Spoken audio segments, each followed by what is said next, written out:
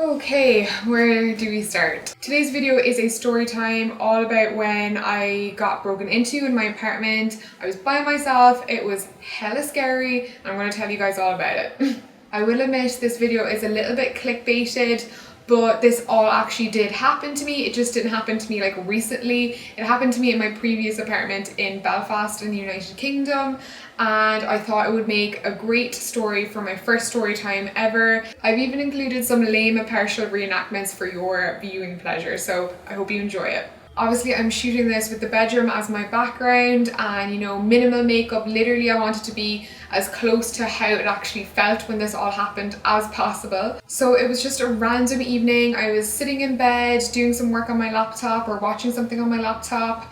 And Cahill was in university. He does architecture, so he does really, really late nights. Any of you guys that have an architecture boyfriend, you will know what I'm talking about. When I lived in Belfast, I lived kind of like in the heart of these more studenty areas, but my particular street was quite quiet and there were some families there, and all in all we kind of never really had an issue. It was just far away from the more busy student streets, and at this point I was fairly settled. It was me and my boyfriend, we were very, very settled in our one bedroom apartment. And just to give you like a bit of an idea of like the layout of my apartment, I was basically on the ground floor of like a typical UK terraced street where all the houses are stuck together. It's red brick. It looks like a proper house from the outside, but our apartment was the complete full ground floor, and then there was obviously tenants upstairs. So as you come in the main front door, there's a little hallway, there's a door to my apartment, there's a door to the apartment upstairs, and then once you enter my apartment, there's another hallway and there's like the living room, and then if you go further down the hallway there's a bedroom. It was a pretty long hallway, and then the kitchen is at the back of the house and the bathroom. So technically my bedroom was like in the middle of the house, and I was just, like I said, in bed chilling, waiting for the BF to get home. So after a while I started to hear this like really hard knocking on the front door of like the house. So not like the door to my apartment, but the door to the house. And it was a wooden door. I can hear everything, it's not a very big apartment.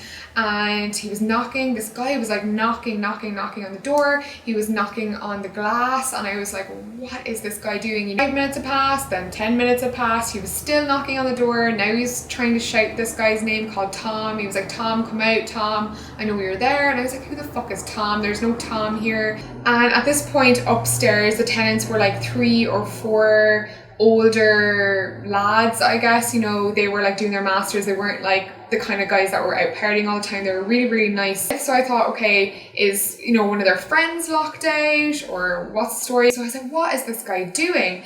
And the guys upstairs were not answering the door. I was not answering the door. So this guy, I was like, okay, maybe he's just like a little bit drunk. I mean, all these streets look the same, and he probably thinks like his friend lives here when he doesn't live here, and he'll just give up eventually and leave. And eventually that did happen. Now, after about 15 minutes of like knocking constantly, all I heard was silence. So I just figured, you know what? He left. He gave up. That's fine. Went about my business for another 5 minutes, forgot all about it. Then that's when the shit hit the fan. I suddenly heard the sound of like wood splitting, like just breaking. I just heard the fibers like crackling, and I was like, oh my God, he's bust in my front door, like the front door to the house.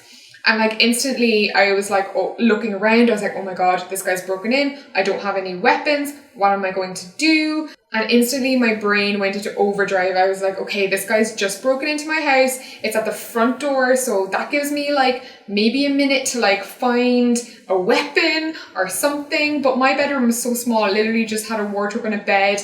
I had nothing in it, and I really regretted that I gave up keeping a GA Hurley stick and a knife in my bedside locker thing. Yeah, really regretted having nothing to like defend myself with. To make matters worse, I don't think I had any clothes on. I think I was in the bed like in my underwear, so there was like a million things running through my head. As I was about to get up, I heard footsteps in the hallway and realised that it wasn't the front door he had kicked in. He'd already gone through the front door without making a sound, and basically broke into my front door, like in the hallway, the door into my apartment.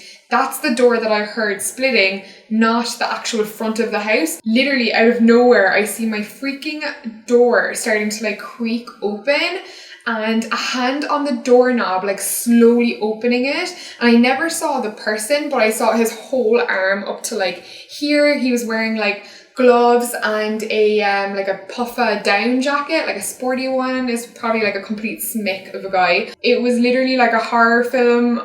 Time was like moving so slowly, and I just like freaked out. Like literally within a nanosecond, I was like, okay, I have nothing to defend myself. I'm half naked. What the hell am I going to do? This guy's probably a drug dealer looking for his drug money. What the hell am I going to do? And I just thought, okay, what would my mom do? That was the question. What would Betty Marzuki do in this situation? For any of you that don't know, my mom takes no shit, and she's one of those moms that just confronts stuff. If she's not happy with something, if someone's doing her wrong, she's not afraid to say it. And I was like, okay, what would Betty do? What would Betty do? And the only thing I could think of doing was screaming.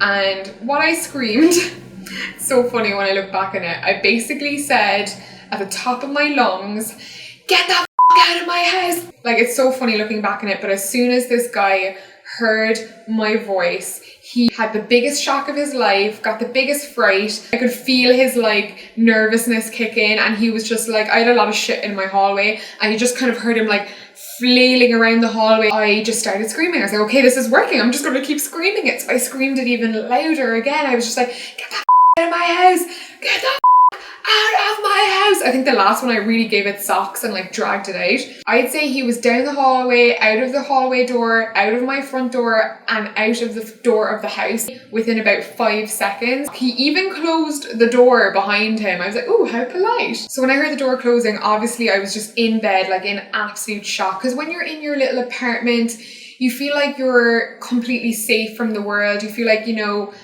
you're going to be okay, no one can cross this barrier. But in all reality, it's like a few inches of wood and brick separating you from any psycho that's outside. And that really, really hit me that night, that, you know, anybody can break into your apartment if they decide to. He did it with such ease. So obviously after that, I sat in the bed in shock, being like, what do I do? Do I have time to get up and like run and get something in case he comes back? And that's all I could think about. Like, what if he comes back? What if he realizes that my voice was a girl after the initial shock, and he comes back and he hurts me or whatever? Like, I was just felt so vulnerable at this point. And I eventually got out of bed after like a few minutes and like crept up so slowly. I remember my heart was beating so fast. At this point, like the adrenaline was like slowly coming down, and I was walking to the hallway, and I actually thought I was being really brave at the time. I was like, oh my God, what if he comes back? I walked really slowly down my hallway to like look out of the door, and I saw that, you know, my door frame had been all split. He must have like shouldered it and just got in. And literally I just stood with the door open, like being like, where is Cathal? Like, when's Cathal coming home? I think I rang him straight away. It was more of a Snapchat moment, which I didn't have at the time, but I put it on Instagram because I was freaking out so much. I just needed somebody to like distract me and comment on it and just, I don't know, calm me down. Waiting for the guy to come back, like looking at the actual front door of the house, being like just staring at it. And then, no joke, I would say after 2 minutes of doing that, I hear the key turn and I'm like, oh, he's back. And then logic kicked in and I was like, no, he doesn't have a key. So it must be either Cathal or one of the people upstairs.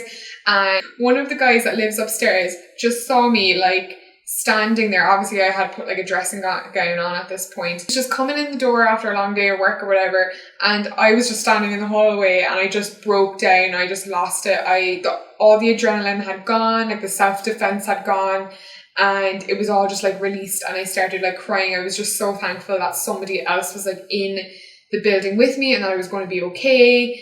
And yeah, he just must have thought I was an absolute psychopath because I couldn't even get out the words of what was happening. I just looked at him and started crying. So I told him the story, and then I was like, did that even happen? Like, I started second guessing, like, did that actually just happen? And then I was looking at the door frame of my apartment and I could see all the wood was split, and I was like, okay, that's confirmation. It did happen. my door was busted in and I'm not crazy. Thankfully after that, Cathal came home shortly after. Obviously I was in bits. We rang the police. At this point I was just looking back and not being like, can I get over this? Like, can I live in this apartment still? Should we move? Will I feel safe ever again? And all this stuff. I was like, will this have like a residual effect on like how I act? There was like a week or two where I was kind of nervous to be there on my own in the evenings just in case this guy came back. But after that I was fine. I think I lived in the apartment for like at least another like 6 months to a year or something. I did get over it, and I feel like now at least I know I'm the kind of person that if I have a bad encounter I can get over it and it's not going to like scare me too much. So that's the end of my first story time ever. Do let me know by liking this video and of course commenting below if you enjoyed the story times. I definitely have a few more to share. I always thought my life was kind of boring till all these old memories started popping up and I was like, yeah, that would be a really good story time. Don't forget to subscribe to see more, and as always, thank you guys for watching. I will catch you in the next video.